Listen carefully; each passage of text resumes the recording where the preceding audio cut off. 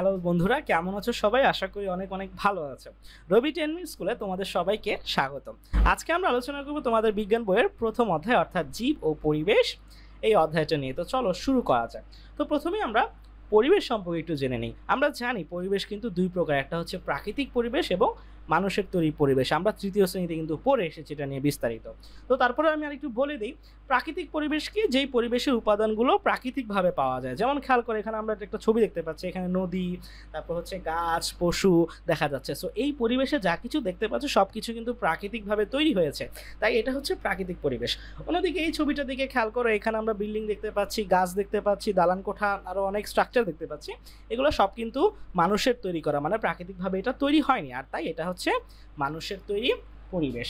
তো চলো এবার আমরা জেনে নেই জীবের চাহিদা সম্পর্কে। হ্যাঁ, প্রত্যেকটা জীবের বেঁচে থাকার জন্য এই পাঁচটা জিনিস প্রয়োজন: খাদ্য, আবাসস্থল, আশ্রয়স্থল, পানি এবং বায়ু। এগুলো ছাড়া কোনো জীবই কখনো বাঁচতে পারে না। তো খাদ্য কি? খাদ্য কি সেটা সম্পর্কে কিন্তু তোমরা তোমাদের তৃতীয় শ্রেণীতে একটা বিশাল বড় অধ্যায় পড়ে এসেছে, তাই না? তাই এর এখানে এখন বিস্তারিত আলোচনা করব না, কারণ আমাদের এই ক্লাসেও আমরা খাদ্য নিয়ে আরেকটু বিস্তারিত আলোচনা করব আমাদের সামনের অধ্যায়গুলোতে। তো আমরা শুধু এতটুকু জানি যে সকল জীবেরই কিন্তু খাদ্য প্রয়োজন এবং খাদ্য ছাড়া আমরা শক্তি পাবো না। এরপর হচ্ছে আবাসস্থল। আবাসস্থল হচ্ছে সেই জায়গা বা সেই পরিবেশ যে জায়গায় কোনো জীব বা প্রাণী বা উদ্ভিদ বাস করে, যেমন মাটি, পানি, পাহাড়, পর্বত, গাছপালা ইত্যাদি। দেখো এখানে আমরা ছবিতে দেখতে পাচ্ছি একটা বাঘ পেতে বসে আছে শিকারের জন্য। সে কিন্তু জঙ্গলে আছে, মানে জঙ্গলটা হচ্ছে বাঘের আবাসস্থল। আবার দেখো এখানে আমরা পানিতে মাছ দেখতে পাচ্ছি, অর্থাৎ পানি হচ্ছে মাছের আবাসস্থল। এরপর আমরা জানবো আশ্রয়স্থল। আবাসস্থল এবং আশ্রয়স্থল শুনতে একই মনে হলেও এটার মধ্যে কিন্তু একটা সূক্ষ্ম পার্থক্য আছে। আবাসস্থল হচ্ছে যেই পরিবেশে উদ্ভিদ বা প্রাণী থাকে, আর আশ্রয়স্থল হচ্ছে ওই পরিবেশের মধ্যে যে স্পেসিফিক বা পার্টিকুলার জায়গাতে একটা উদ্ভিদ বা প্রাণী অবস্থান করে, সেটা হচ্ছে আশ্রয়স্থল। যেমন দেখো আমরা জানি পাখি কোথায় থাকে? বনে বা জঙ্গলে। বাট বনে বা জঙ্গলে কিন্তু পাখি একটা বাসা তৈরি করে থাকে। সো এটা হচ্ছে তার আশ্রয়স্থল, আর বন জঙ্গল হচ্ছে তার আবাসস্থল। অন্যদিকে দেখো ইঁদুর গর্তের মধ্যে থেকে মুখ বের করে তাকিয়ে আছে, অর্থাৎ গর্ত হচ্ছে ইঁদুরের আশ্রয়স্থল। এরপর আশ্রয়স্থল। এরপর হচ্ছে পানি ও বায়ু। তো আমরা পানি পান করতে ব্যবহার করি। হ্যাঁ, কিছু উদ্ভিদ বা প্রাণী পানিতে বসবাস করে, পানি হচ্ছে তাদের আবাসস্থল হয়। আমরা শ্বাস গ্রহণ করতেও কিন্তু বায়ু ব্যবহার করি এবং উদ্ভিদও খাদ্য তৈরিতে বায়ু ব্যবহার করে। তার মানে আমরা বুঝতে পারছি উদ্ভিদের কিন্তু কিছু চাহিদা আছে। হ্যাঁ, আমরা এখন এই উদ্ভিদের চাহিদা সম্পর্কেই জানবো। হ্যাঁ, উদ্ভিদ সূর্যের আলো এবং পানি ব্যবহার করে কিন্তু খাদ্য তৈরি করে এবং সে বাতাসে কার্বন ডাই অক্সাইড ব্যবহার করে। এই তিনটে উপাদান ছাড়া কিন্তু উদ্ভিদ বাঁচতে পারবে না। তো এই জিনিসটা চলো আমরা একটা ছোট্ট পরীক্ষার মাধ্যমে করে আসি। এই পরীক্ষাটার মাধ্যমে আমরা বুঝতে পারবো যে উদ্ভিদ সূর্যের আলো ও পানি ছাড়া বাঁচতে পারে না। তো এটার জন্য আমরা কি করব? এটার জন্য আমরা তিনটা ফুলের টব নিব, নিয়ে তাদেরকে আমরা নাম দিব। টব 1, 2, 3 এভাবে নাম দিলাম ধরো। তারপর করব কি, আমরা তিনটা ফুলের টবকে নিয়ে আমরা সূর্যের আলোর মধ্যে রাখবো প্রথমে। তারপর করব কি, আমাদের যে দ্বিতীয় টবটা এটাকে আমরা একটা বাক্স দিয়ে ঢেকে দিব, যেটার উপরে কিনা একটা ছিদ্র আছে যাতে এর মধ্যে পানি দেওয়া যায়। বোঝা গেল? তারপর করব কি, আমরা টপ 1-এ পানি দিব এবং টপ 2-এ আমরা পানি দিব, মানে এইটা রেগুলার আমরা করে যাব কয়েকদিনের জন্য। তো তারপর আমরা কিছুদিন এইভাবে অবজার্ভ করব। হ্যাঁ, তো অবজার্ভ করার পর আমরা করব কি, এই দ্বিতীয় টবের যে বাক্সটা আছে সেটা তুলে ফেলবো এবং তুলে ফেলার পর আমরা দেখব যে এখানে কি ঘটছে তিনটা টবের মধ্যে।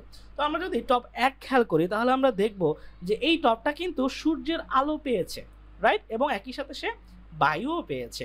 আর তাই যেটা দেখবো আমরা, যে চারাটি আস্তে আস্তে ভালোভাবে বেড়ে উঠেছে। অন্যদিকে দ্বিতীয় যে টবটা এটা কিন্তু আসলে ঢাকা ছিল, তাই না? তাই এটা সূর্যের আলো কিন্তু পায়নি। তাই আমরা দেখব যে এটা ভালোভাবে বাড়তে পারেনি এবং এটার পাতা এবং কাণ্ড দেখো এটা হলুদ হয়ে গিয়েছে, মানে এই গাছটাও বেশি দিন বাঁচবে না। তারপর টপ 3-এ আমরা আসি। খেয়াল করে দেখো টপ 3-এ কিন্তু আমরা সূর্যের আলো দিয়েছি, বায়ু দিয়েছি, বাট এখানে কিন্তু আমরা পানি দেই নাই, অর্থাৎ এটা পানি পায়নি। আর পানি না পাওয়ার কারণে আমরা দেখব যে এই চারাটি আসলে মরে গিয়েছে বা শুকিয়ে গিয়েছে, এই যে এরকম ফ্যাকাশে অংশে ধারণ করবে। সো এখান থেকে আমরা বুঝতে পারছি যে এখানে সবচেয়ে ভালোভাবে বেঁচেছে কোন চারাটি? সেটা হচ্ছে প্রথমটি। কেন? কারণ সে সূর্যের আলো পেয়েছে, পানি পেয়েছে, বায়ু তো পেয়েছেই। তার মানে সূর্যের আলো, পানি এবং বায়ু ছাড়া উদ্ভিদ ভালোভাবে বাঁচতে পারে না। তো এগুলো ছিল কিন্তু আসলে উদ্ভিদের খাদ্য। তাহলে মানুষ বা প্রাণীর খাদ্য কি? হ্যাঁ, আমরা বেঁচে থাকার জন্য বিভিন্ন খাদ্য গ্রহণ করি এবং আমাদের খাদ্যের উৎসগুলো দুইটি সোর্স থেকে আসে, একটা হচ্ছে উদ্ভিদ এবং প্রাণী। যে খাদ্যগুলো উদ্ভিদ থেকে আসে সেগুলোকে আমরা বলি উদ্ভিজ্জ খাদ্য, যে খাদ্যগুলো প্রাণী থেকে আসে সেগুলোকে আমরা বলি প্রাণীজ খাদ্য। উদ্ভিজ্জ খাদ্যের মধ্যে আছে কলা, আপেল, গাজর, পেয়ারা, আলু, আরও অনেক কিছু। আমাদেরকে প্রাণীজ খাদ্যের মধ্যে আছে মাছ, মুরগির মাংস, গরুর মাংস, দুধ, ডিম ইত্যাদি ইত্যাদি। তো এখন আমরা জানবো শক্তি প্রবাহ সম্পর্কে। হ্যাঁ, আসলে আমরা যখন খাবার খাই, আমরা যখন শক্তি পাই, এই শক্তিটা কিন্তু সরাসরি আমাদের কাছে আসে না, এটা বিভিন্ন পথ হয়ে বা বিভিন্ন মাধ্যম হয়ে ঘুরে আসে। খেয়াল করে দেখো, আমরা যে ধরনের খাবার খাই বা প্রাণীরা যে ধরনের খাবার খায়, তার সব কিছুই ঘুরে ফিরে প্রত্যক্ষ বা পরোক্ষভাবে কিন্তু উদ্ভিদ থেকে আসে। এবং তোমরা একটা জিনিস জেনে রাখবে যে আমাদের পৃথিবীতে যত রকম শক্তি আছে তার সবগুলোরই উৎস আসলে সূর্য।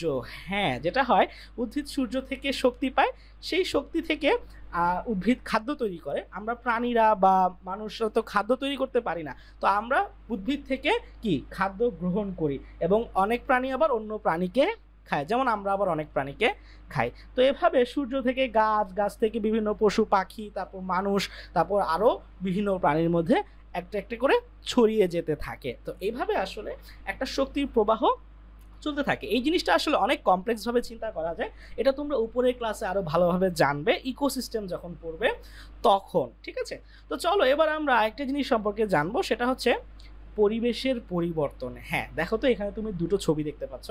একটা ছবিতে দেখো, এই দুটো ছবি দেখো অনেকটা কাছাকাছি, শুধু পার্থক্য হচ্ছে দেখো এখানে শুধু গাছপালা, নদী দেখা যাচ্ছে, বাট এখানে আমরা কি দেখতে পাচ্ছি, ওই নদীটার চারপাশে বিল্ডিং, ঘর বাড়ি, তারপর ব্রিজ হয়েছে, এখান দিয়ে লঞ্চ, স্টিমার ইত্যাদি যাচ্ছে, তাই না? তো তার মানে কি বুঝতে পারছো? হ্যাঁ, আসলে এই দুইটা জায়গায় একই, কিন্তু এই পরিবেশটা পরিবর্তিত হয়ে এই পরিবেশে রূপান্তরিত হয়েছে।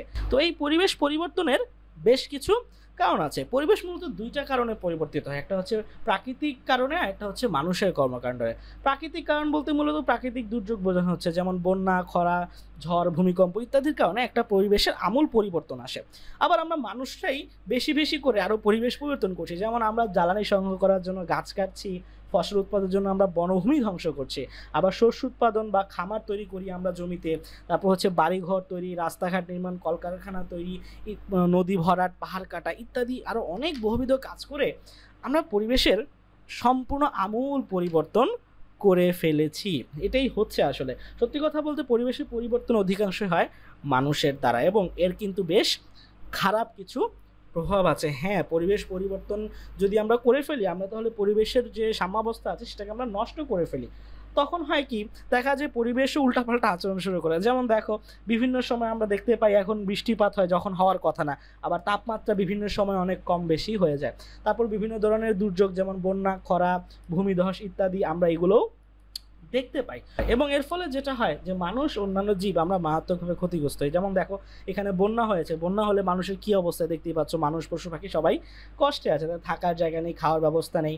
এখানে দেখো একটা গরু কি ঝড়ের কারণে কি মারা গিয়েছে। আবার দেখো এখানে খরা দেখানো হচ্ছে, খরা হলে কি হয়, জমিতে কোনো পানি বা আর্দ্রতা থাকে না, যার ফলে জমিতে ফসল ফলানো সম্ভব হয় না, আর ফসল ফলানো সম্ভব না হলে কিন্তু আমরা খাবারও পাবো না। তার মানে বুঝতেই পারছি যে আমাদের পরিবেশ কিন্তু আমাদেরকেই সংরক্ষণ করতে হবে, এমন কোনো কাজ করা যাবে না যাতে আমাদের পরিবেশের ভারসাম্য নষ্ট হয়ে যায়।